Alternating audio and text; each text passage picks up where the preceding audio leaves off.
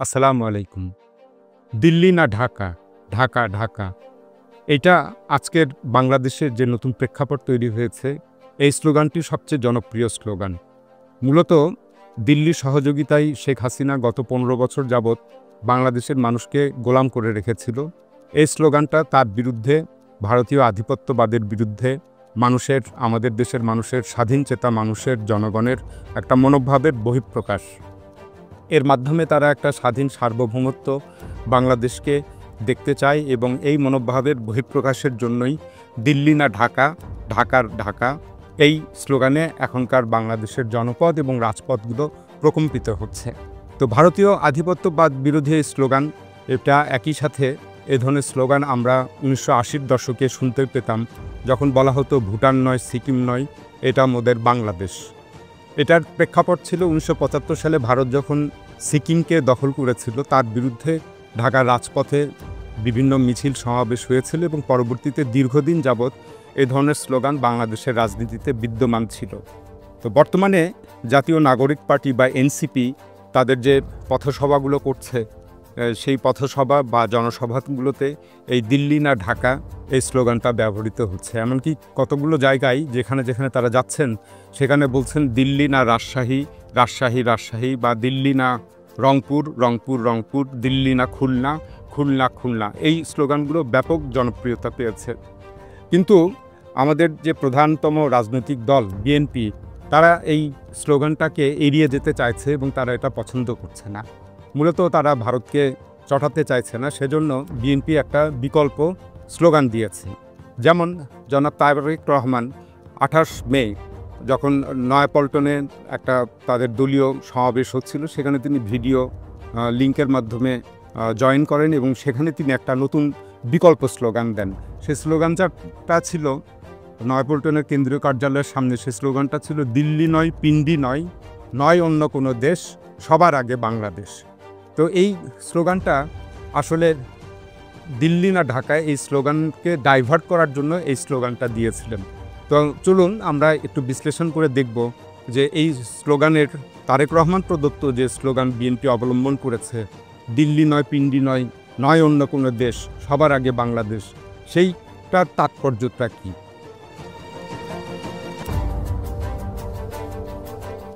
প্রথম কথা হলো যে স্পষ্টত বোঝা যাচ্ছে যে ভারতকে অখুশি বা অপমান না করতে বিএনপি এই বিকল্প স্লোগানটা নিয়েছে এবং সেখানে পাকিস্তানের নাম ইচ্ছা করে জুড়ে দিয়েছে। কিন্তু তারেক রহমান যে স্লোগানটা দিলেন, এই স্লোগানটা আসলে বাংলাদেশের জনগণের মধ্যে গ্রহণযোগ্যতা পাবে না এবং জনপ্রিয় হবে না। এর কতগুলো কারণ রয়েছে। প্রথম কথা, যে ভারত ১৯৭১ সালে যখন বাংলাদেশ স্বাধীন হলো, তারপর থেকেই ভারত প্রত্যক্ষভাবে বাংলাদেশের রাজনীতিতে হস্তক্ষেপ করেছে এবং গত ১৫ বছর হাসিনা আমলে একেবারে সরাসরি প্রত্যক্ষভাবে ভারতের তৎপরতাগুলো লক্ষণীয় ছিল। এছাড়া ভারত বাংলাদেশের উপরে পানি আগ্রাসন চালিয়েছে, তথ্য সন্ত্রাস চালিয়েছে। বিশেষ করে গত ১ বছর যাবৎ যে বর্তমানের যে অন্তর্বর্তীকালীন সরকার আছে, এই সময়ে ভারত ব্যাপকভাবে ভারতীয় মিডিয়া, রাজনীতিবিদ এবং অপরাপর প্রতিষ্ঠানগুলো লাগাতারভাবে বাংলাদেশের বিরুদ্ধে তথ্য আগ্রাসন বা তথ্য সন্ত্রাস চালিয়েছে। তাছাড়া সীমান্ত হত্যা, এটা সবার বিশ্বব্যাপী সবাই জানে যে ভারত অহরহ এদেশের মানুষকে সীমান্তে হত্যা করে। অর্থনৈতিক আগ্রাসন ভারত চালিয়ে থাকে এবং ভারত বাংলাদেশ সীমান্ত জুড়ে নানা ধরনের মাদকদ্রব্য তৈরির কারখানাও সেই ভারতের সীমান্তস্থলে অবস্থিত।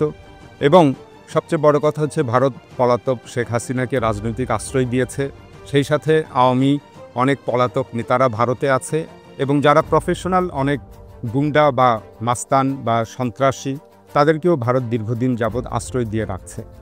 এছাড়া আরও একটি কারণ আছে বাংলাদেশের উদ্বিগ্ন হওয়ার ভারত সম্পর্কে, যে ভারতের দ্বারা যে কোনো সময় বাংলাদেশের সার্বভৌমত্ব হুমকির মধ্যে পড়তে পারে, সার্বভৌমত্ব বাংলাদেশ হারিয়ে ফেলতে পারে এবং সামরিক দিক থেকেও ভারতের তরফ থেকে একটা আগ্রাসনের সবসময় সম্ভাবনা রয়েছে। ৩ দিক থেকে ভারত ঘেরা।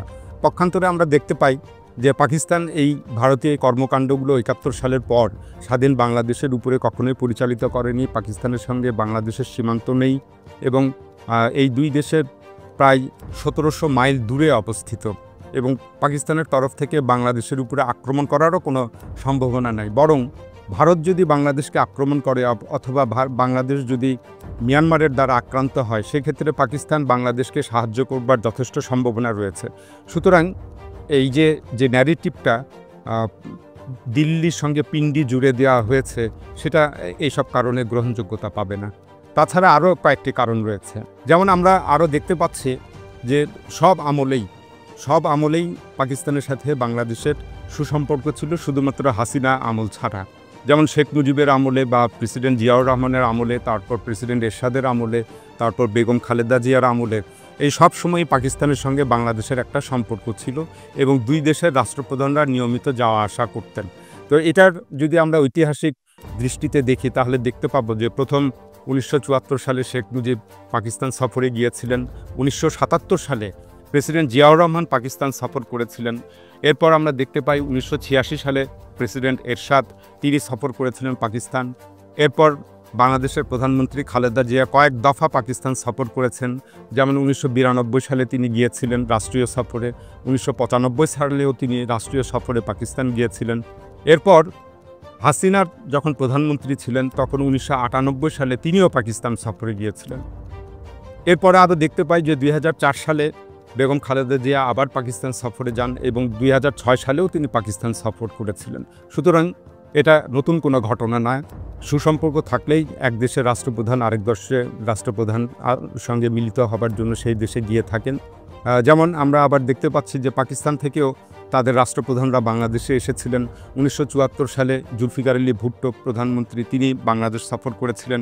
1985 সালে প্রেসিডেন্ট জিয়াউল হক, পাকিস্তানের প্রেসিডেন্ট, তিনি বাংলাদেশে এসেছিলেন। 1989 সালে পাকিস্তানের প্রধানমন্ত্রী বেনজির ভুট্টো বাংলাদেশ সফর করেছিলেন। এরপর 2002 সালে প্রেসিডেন্ট পারভেজ মোশাররফ, তখন বিএনপি সরকার ছিল বাংলাদেশে, তখন তিনি বাংলাদেশ সফর করেছিলেন। এছাড়া 1998 সালে শেখ হাসিনার আমলে পাকিস্তানের প্রধানমন্ত্রী নওয়াজ শরীফ এসেছিলেন। তো আমরা শুধুমাত্র দেখতে পাই যে হাসিনার যে 15 বছর 2009 থেকে 2024 সাল পর্যন্ত, এই সময় পাকিস্তানের সঙ্গে বাংলাদেশের একটা শীতল সম্পর্ক যায় এবং তেমন কোনো রাষ্ট্রপ্রধানরা এখানে সফর করেন না। শুধুমাত্র 2012 সালে পাকিস্তানের পররাষ্ট্রমন্ত্রী হিনা রাব্বানি খান ঢাকা সফর করেছিলেন। তো এ থেকে দেখা যাচ্ছে যে পাকিস্তান এবং বাংলাদেশের মধ্যে সুসম্পর্ক সব সরকারের আমলেই বিদ্যমান ছিল। শুধুমাত্র শেষের যে 15 বছর হাসিনার শাসন আমল, সেখানে এই সম্পর্কের অবনতি হয়। দিল্লি নয়, পিণ্ডি নয়, নয় অন্য কোনো দেশ, সবার আগে বাংলাদেশ, এই স্লোগানটা খুব চটকদার হলেও এর মধ্যে যে ঘাটতিগুলো আছে, আরও কতগুলো ঘাটতি আছে। তো সেখানে দেখা যাচ্ছে যে আমরা বাংলাদেশ বা পৃথিবীর যে কোনো দেশ, তারা ভূ রাজনীতির প্রভাব থেকে মুক্ত নয় এবং বাংলাদেশও মুক্ত নয়। তো বিএনপির তরফ থেকে যে স্লোগানটা আনা হচ্ছে, তো এর কিছু দ্বিমুখী আচরণ আমরা বিএনপির মধ্যে দেখতে পাই এবং সব রাজনৈতিক দলগুলোর মধ্যেই দেখতে পাই। যেমন চীনের দাওয়াত পেলেই একটা উচ্ছ্বাস ছড়িয়ে পড়ে বিএনপির মধ্যে। এরপর কিছুদিন আগে, গত নভেম্বর বা ডিসেম্বর মাসের দিকে, যখন যুক্তরাষ্ট্রের ব্রেকফাস্ট সফরের নিমন্ত্রণ পেলেন তারেক রহমান বা তার কন্যা, তখনও এটা মিডিয়াতে বেশ ফলাও করে ছাপানো হয়েছিল। এছাড়া তারেক রহমান নিজেই কিন্তু দীর্ঘ 17 বছর যাবৎ যুক্তরাষ্ট্রে নির্বাসিত জীবনযাপন করছেন। তো এই প্রেক্ষাপটে এতদিন যে তিনি যুক্তরাজ্যে বা ব্রিটেনে থাকলেন, তারও তিনি যদি প্রধানমন্ত্রী হন, সেক্ষেত্রে কিন্তু ব্রিটেনের একটা প্রভাব বাংলাদেশের উপরে পড়বে। আরও আমরা দেখতে পাই যে বাংলাদেশের বিএনপি সহ বিভিন্ন রাজনৈতিক দল প্রায় কূটনৈতিক পাড়ায় দৌড়ঝাঁপ করে, দেশের সমস্যাগুলো নিয়ে তাদের কাছে নালিশ জানায়। আরও আমরা দেখতে পাই ট্রাম্প প্রশাসন বা বাইডেন প্রশাসন বা যুক্তরাষ্ট্রের কোনো বড় কর্তা ব্যক্তিরা বা সামরিক কর্তা ব্যক্তিরা যখন কোনো দলের প্রতি অনুকূল কোনো প্রীতি দেখায়, তখন কিন্তু তারা একদম ফলাও করে ঘটা করে এটা মিডিয়াতে খবর আনার জন্য বা নিজেরা জাহির করার জন্য ব্যস্ত হয়ে পড়ে। তাহলে এই যে সবার আগে বাংলাদেশ, এই ক্ষেত্রে কিন্তু সেই কথাটা থাকছে না। দেখা যাচ্ছে যে ক্ষমতার পৌঁছানোর জন্য বা ক্ষমতা লাভের জন্য বা ক্ষমতা টিকিয়ে রাখার জন্য বাংলাদেশের মোটামুটি সকল শীর্ষ রাজনৈতিক দলগুলো বিদেশিদের সঙ্গে প্রকাশ্যেই তৎপরতা করে থাকে।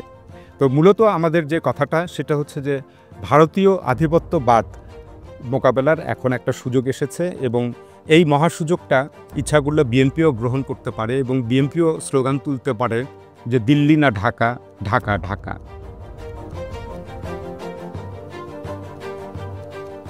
ইদানিং গত কয়েকদিন ধরে বিএনপির মুখ থেকে কয়েকটি উগ্রবাদী স্লোগান শোনা যাচ্ছে। যেমন দিল্লি গেছে স্বৈরাচার, পিণ্ডি যাবে রাজাকার, জামাত শিবির রাজাকার, এই মুহূর্তে বাংলা ছাড়, একটা একটা শিবির ধর, ধৈরা ধৈরা জবার ঘর, সকাল বিকাল নাস্তা কর। এই স্লোগানগুলো মূলত আওয়ামী লীগের স্লোগানের কপি পেস্ট এবং আবার সেই শাহবাগ যেন ফিরে আসতে চাইছে। এবং আমরা সবাই জানি যে এই 2013 সালে যে শাহবাগী আন্দোলন শুরু হয়েছিল, এটাই ছিল বাংলাদেশের রাষ্ট্রীয় মদদে একেবারে একটা মব জাস্টিস। এবং এই শাহবাগের আন্দোলনকে ঘিরেই বাংলাদেশের ফ্যাসিবাদের গোড়াপত্তন হয়েছিল এবং দিল্লির আধিপত্যবাদ কায়েম হয়েছিল। সেই সাথে দেশের জনগণও বিভক্ত হয়েছিল। এবং কোনো রাজনৈতিক দল যখন ক্ষমতায় টিকে থাকতে চায় বা তার ক্ষমতায় থেকে তার দুর্নীতি এবং আরও অপরাপর কুকর্ম বা অপরাধগুলো ঢাকতে চায়, তখন এই ধরনের একটা ন্যারেটিভ তারা বাজারে সেল করে, যাতে জনগণের দৃষ্টিভঙ্গিটা এবং তাদের দৃষ্টিটা অন্যদিকে চলে যায়। তো প্রথমে সেই শাহবাগ আন্দোলনে কিন্তু জামাতকে প্রথমে খতম করা হয়েছিল, এরপরেই কিন্তু বিএনপিকে ঘায়েল করা হয়েছিল। সুতরাং বিএনপি যে স্লোগানগুলো এখন দিচ্ছে সেটা নিয়ে যথেষ্ট ভাববার কারণ রয়েছে, যে বিএনপির রাজনৈতিক ভবিষ্যৎগুলো কি হতে পারে এবং এই স্লোগানগুলো দেওয়ার মাধ্যমে বিএনপি আসলে কি অর্জন করতে চায়। তো বিএনপি তো ঐক্যবদ্ধ দেশ গড়ার কথা বলে, কিন্তু এই স্লোগানগুলো মূলত দেশকে বিভক্ত করার একটা স্লোগান। আসলে বিএনপিকে দেশ গঠনের রাজনীতি করতে হবে, কিন্তু এ সম্পর্কে মনে হচ্ছে যে বিএনপি খুব বড়ই বেখেয়াল হয়ে পড়েছে। এখন এ পর্যন্তই। আল্লাহ হাফেজ।